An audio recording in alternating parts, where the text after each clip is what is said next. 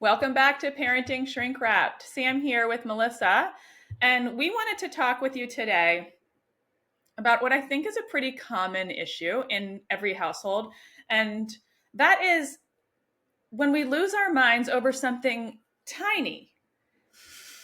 And a part of us insists that the tiny thing is worth blowing up to the extent we just did.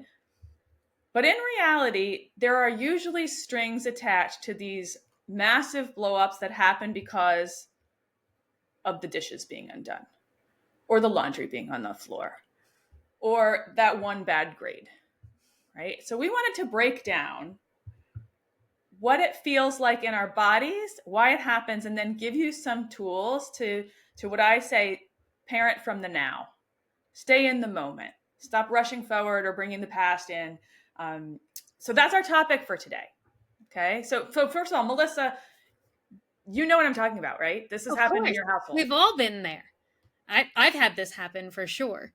That I've definitely been upset. Like the clean laundry is scattered all over my kids' bedroom floor, and I'm like getting really angry when it's really not that big of a deal. Like they'll pick it up, but that's related to maybe a bunch of other things that happened that day or happened years ago. It doesn't really matter. In that moment, I'm just mad about the laundry. Right. For me, I think this happened repeatedly during my oldest's college search process and college application process, because his approach, he takes an economy of effort approach to things, which and many kids wired like he does do, like there's some Lisa Damour, who's this wonderful, if you don't know who she is, if you're listening, she's a fantastic psychologist who specializes in teens. She says that a lot of boys have mastered the art of the 89.5, right? Mm-hmm. Like they just do just enough to get whatever grade they want, bump it into the A range, and then shut her down, right? Yep. So economy of effort. And the college process is a lot of moving parts, and there's a lot of work.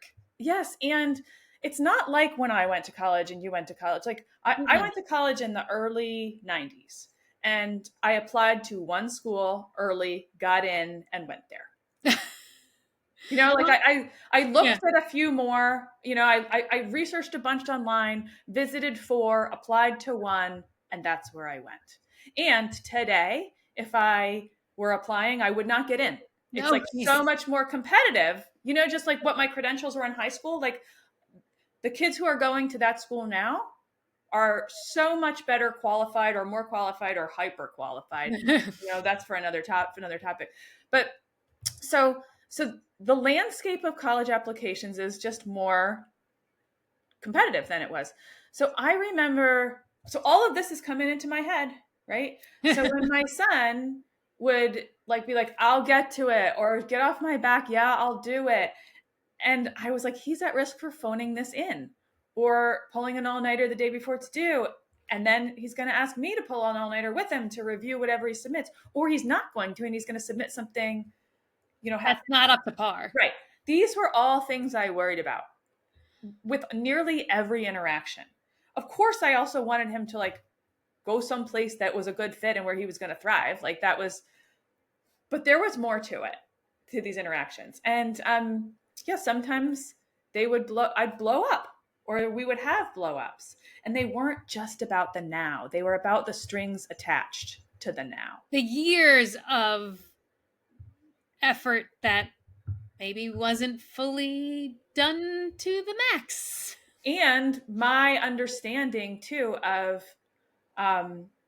couple things. One, I was a school counselor, so I didn't in my school. There was a college counselor, and there was a sort of related to mental health. So I didn't do college guidance, but I was quite adjacent to that practice. So that wasn't my area of expertise, but I certainly understood it from a sideline. So there was that. Professionally, I kind of knew the landscape, but also for me personally, and this is what I mean, sometimes our own personal stuff comes in. College was the place where I really blossomed. I met my dearest friends in college. I came, not that I was in a shell, but I really started to get a sense of who I was in college, when I was on my own and figuring things out. And so it was just such a critical, life-changing in a good way time for me. And I know, and so there was that. Like I You was want that bringing, for your own kid. yes, exactly, exactly. So I was like, this is super important. Um, Not to mention future jobs. Like I don't want them sleeping on the couch. You want him to move out eventually? Eventually, that's my hope, right? So, so all of this is a big long way of saying, I think we bring our own baggage to the now. So I wanted to talk about like breaking that down, right? Breaking down what that looks like. And we all do this. Like, I don't think you're going to get out of parenting without doing this Right. in some form. So two things that I think about both as a therapist and a parenting coach and also myself is when I'm having trouble staying where my feet are, like when my head is rushing forward or backwards, that's just it. Like I'm thinking about something I'm afraid of in the future and that I want to prevent from happening, or I'm going back to the past with regret. Like something that happened in the past that I'm like, I don't want to repeat that. Or history tells me this is a possibility for that to show up again, and I don't want that. Yeah. Right? Those are the two things that keep it, and they're both fear based. Yeah. And to think about like the college example, like it's the fear that your kid won't get into their top choice school or the school that might be the best fit. And if you go back to the past, there were times where effort wasn't fully applied, or we did everything at the last minute, at the final hour, and we did pull all nighters for a project or a paper. Mm-hmm. Yeah, and I have parents like who I just think they're really dear. Like I really like these parents. They're either coaching clients or parents of therapy clients, or in the past, maybe parents of students who would call me like in a tizzy, being like, talk me off a ledge. Or what can I do to fix, like how can I adapt my behavior to influence this situation for the better? Yeah, but it's flipping on the anxiety switch. Yes. So, like, fight or flight or freeze is kicking on for you as a parent. Mm-hmm. Right. So when that happens, will you talk about like what happens in the body? So, one of the things that happen is actually like your blood flow will actually kind of more centralize and go to big muscle groups and go to your heart and vital organs to make you prepared if you need to run away. So, like, your glutes get a lot of blood flow, your heart rate goes up, like, your body is preparing to move quickly and as efficiently as possible. So, like, little details of like fine motor, like, like cutting with a pair of scissors, which is a classic fine motor ability, is not going to be your strength in those moments because the blood flow has gone elsewhere. So that means like when we're in this fight or flight, we're impelled to move. Like we want to Yeah. take action. We want to do something. And if you can't move your body to fix someone delaying the college process or their history homework or not picking up their room or talking rudely to you, whatever it is, like if you can't fix it by running away, you're stuck holding that crappy feeling. And you're feeling, and but what has happened biochemically is still going on, so you're Yeah. going to be sitting there breathing heavily and your heart rate's going quickly, and you're probably feeling shaky because of all the adrenaline that has been released, and that's a terrible feeling to be stuck like that. Right. Right. That feels dreadful. So we want to get rid of that feeling, and we do that immediately, and sometimes to meet the need of our own need of like I must get rid of this anxiety feeling or fight or flight or excess adrenaline or whatever we unload or we retreat or we do whatever our Natural, like, nervous system responses, and everybody responds a little differently. yeah, our go-to, right? Mm-hmm. And it doesn't usually go so well. Like that's not usually what the moment calls for. No. But it's a primitive reflex. Anxiety exists not in the more developed parts of the brain. Mm-hmm. So you know, frontal lobe is where executive functioning and more rational thought processes happen, the part of your brain that kind of sits right behind your forehead. Whereas anxiety is much more in a primitive part of the brain that you are flipping on a light switch that's basically turning off the switch for your frontal lobe. So it's really difficult to be like, how should I act like, in this situation? Yeah. Right. I have an analogy or a metaphor that I use with my therapy clients that they really like, for just what you just described, kind of the like two parts of your brain. And I want to introduce it because I think it can be something that we can share with our listeners who I'm sure they've all gone through this. And this is like a simple metaphor you can use to like go, is my head where my feet are? Okay. So I say we've got two parts of the brain. One part generates weather systems, Okay. and the other part is the sky. So sometimes like a thought or an emotion that we have that we're not in charge of the thoughts or emotions we have. They just happen. Those are weather systems. Sometimes they're sunny, sometimes it's a hailstorm, but the sky, the part of our mind that observes and notices these happening, these weather systems happening, doesn't get damaged by the weather. It holds it all. It's expansive, it's endless, it's infinite. And And it's still there even during the storm. yes, right. So sometimes we get stuck in a storm and we think that is the sky. And so we have to like handle the storm, fix the storm, quiet the storm. But if we can observe it from our sky mind and go like, what does the moment call for? Or do I just need to wait this out? Is there any agency that I have in this situation? You can't all do that in the moment, but if you can, before you totally lose it, before you utterly flip your lid, the moment generally goes better, right? Thinking Because about, you're re-accessing like rational thought. so keeping sky mind online is, Oh, I like that. I yeah. like that a lot. So that's one of the things so like when I'm talking with parent coaching clients, I'll say like, were you stuck in a storm or were you using sky mind? Like it becomes shorthand.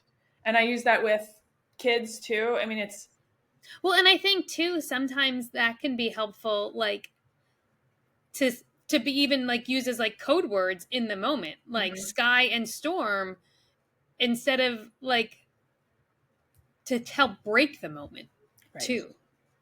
Like if you're in it with your adolescent and the adolescent says storm, that might give you just that split second to pause and be like, oh, Oh yeah. Oh, so you mean like introduce this concept, talk about it, like provide some background yeah, so that like kind of anyone in the scenario can call a timeout. yeah, basically, because that's what's needed. Hmm. Hmm. Right. And so then you can think, so then the next question is, what does this moment need from me? Right. So and that's a sky mind question. And when you can answer that in a measured way, then you've got the freedom to make choices that are life enhancing or moment enhancing as opposed to reactive, and that are based in the future or the past, because this is the now. And usually the now requires like understanding, curiosity, connection, right? It requires something much more peaceful than what we tend to set in with when we're in reactive mode. Like with your son's college applications, like that opens the opportunity to say, hey, I'm really nervous that if you don't submit this application or don't submit the best version of the application, I'm worried you're not going to get in. Mm-hmm. Right. And And I could an say that. And opportunity to express the emotion rather than, why haven't you handed this in yet? yeah. And we all know that if you like certain kids, you could say that to, and they'll say, "Don't worry, I got it." And then you're in another storm because it's like, they really got it? I kind of got Not it, right? sure. Yeah. Like it's not like this is a one and done skill. Mm-mm. Like you have to use it sometimes in this moment and then this moment and then this, like one right after another. You have to keep using it in order to stay in the moment. But I think on the adolescent side, it's really helpful if they're aware and use it kind of as like a code, because that way too, like they're getting a better understanding, and they can also start to recognize when they're going into their own storms. which is pretty frequent for Yeah. adolescents. Pretty frequent, like daily at least. The mini storm. Sometimes it's not like a hailstorm or a No. hurricane. Sometimes it's just like a drizzle, but there's a lot of unpleasant weather in the teen But if experience. their sky mind gets developed a little bit younger and sooner because of this, do then they also recognize their contribution to mom or dad's storms? Mm-hmm. And you're generating insight then. Right, and we can't take action without insight. So this is an analogy. I mean, it's a metaphor and I I'm love it. liking this one. I'm going to Good. say it. So also, the reason I wanted to talk about this is I have a book group that I belong to. It's like a women in business book group. And sometimes we read business books, but sometimes we read just like improve yourself books. Hmm. And the book that we are reading that we're going to talk about in our next book is Eckhart Tolle's A New Earth. And it's Okay. about I wanted to read The Power of Now, which is more his most famous one, but some other people in the book group had already read it, so that was no. So I have to go back to that one. But it's about like bringing your highest presence to the moment. And when we can all do that, then a new earth will emerge. That's kind of the big gist. When everybody shows up. Yes, shows up when you when you operate from your sky mind all the time, then you bring what is needed to the moment, not what you're, I don't know, not something impulsive, right? And then we operate from a place of love and higher good. And anyway, that's the gist of it. It's a little woo woo, but I groove on that. The last chapter, this is the thing I wanted to talk about. Tolle mentions the three states or the three kind of reasons we should engage in any behavior. And these are the only three reasons. If you're operating from like I guess, I don't know, enlightened state, I guess that's what I would say. Or like, your highest you, the best version of you. Let's And go. those states are acceptance, right? That's when something's not going your preferred way. You just have to accept it. It is what it is. Often we resist a moment because we don't like it. We try and change it or push back against it. The next one is enjoyment, which makes sense. That's just like pleasure. Yeah.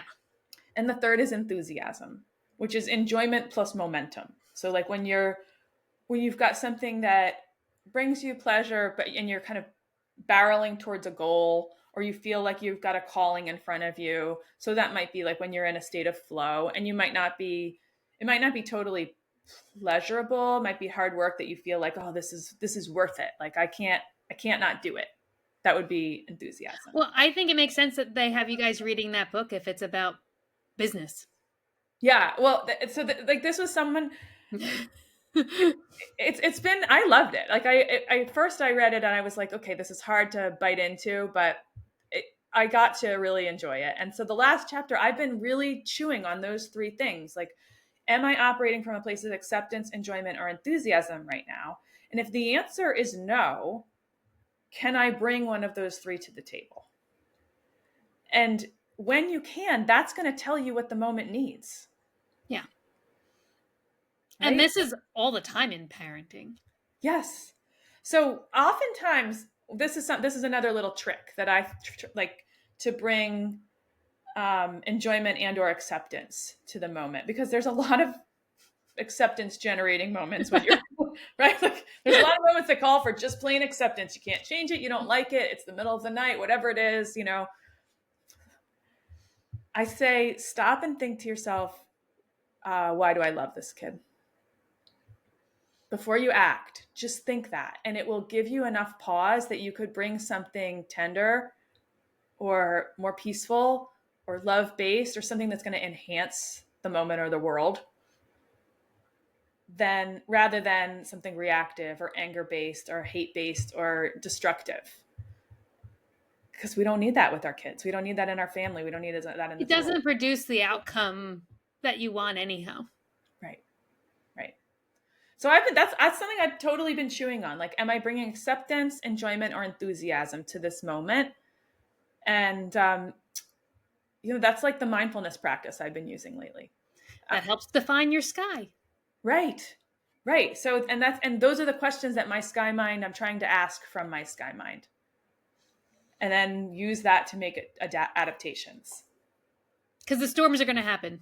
You can't change the storms. You can't change them. They're going to happen, and it doesn't matter how old your kids are. They're going to happen through all ages. Even when your kids are adults, they're going to continue to happen. And it's not just kids. Like,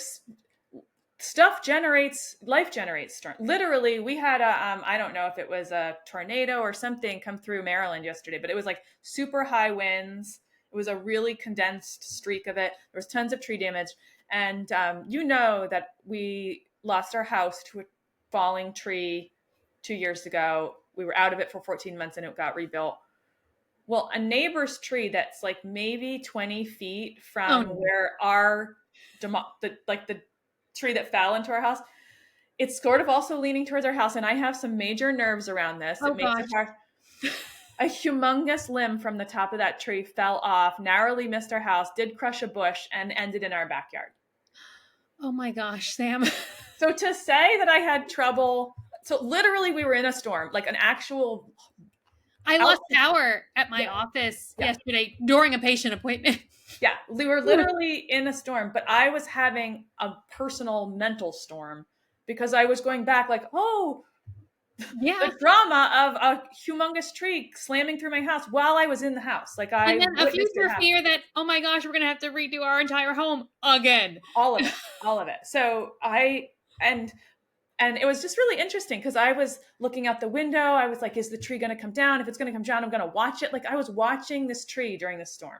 Oh, no. That's foolish. Like I could prevent it. What the heck was I going to do? You know? But I was in a storm yesterday. And so I tried. I was like, what do I need to bring?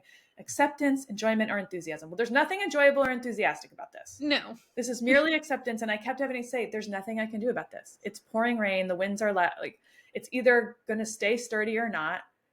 And then later we contacted our neighbor who was awesome. And like saying like, we're really worried. Here's a picture of the tree, this humongous limb that came down and like hurt a bush, but that was it. And he responded in like a fantastic way. It's going to get checked out and so on. But that's a non-parenting example of a storm that hijacked me yesterday. 'Cause that's life. Right. It's life. So if you like this, if you're listening and you're like, I like this sky mind metaphor, and I like thinking about acceptance, enthusiasm, or enjoyment. And by the way, it's Eckhart Tolle, Tolle, and the book is A New Earth. So I don't want to take credit for that idea. Sky mind, that's mine, but I don't want to take credit for those 3 words. I got it from a book, an author, and it was a really, I don't know, somewhat dense read, but beneficial for me. I really liked it. But if you like this, if you're listening, you like this, let us know. Drop us an email at parentingshrinkwrapped@gmail.com or send us a DM. You can find me at Teen Savvy Coaching on Instagram. Send me a DM or write a review. Let us know like that this was a helpful tool for you, and let us know on Apple Podcasts. We read all the reviews. We'd love to see that. Awesome. Thank you guys for joining us today. Until next time, thank you for raising the next generation of world changers, and check us out for the next episode. Bye, everybody.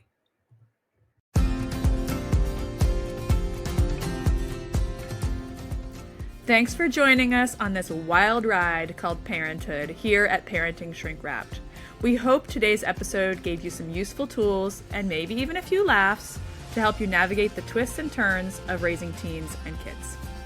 Remember, parenting is a journey, not a destination. And no matter where you are on the road, we're here to help you stay on course. Whether it's monumental meltdowns, teenage turmoil, or just the everyday chaos, you don't have to travel this path alone. So until next time, keep your seatbelt fastened, your sense of humor intact, and your eyes on the road. We'll be back soon with more compassionate conversations and practical strategies to support you and your family. Don't forget to subscribe to Parenting Shrink Wrapped wherever you get your podcasts so you never miss an episode. And if you've enjoyed today's show, we'd love it if you'd leave us a review and share it with a friend. If you have suggestions for topics you'd like to see us cover in the future, feel feel free to send us an email at parentingshrinkwrapped@gmail.com. Until we meet again, take care and enjoy the ride.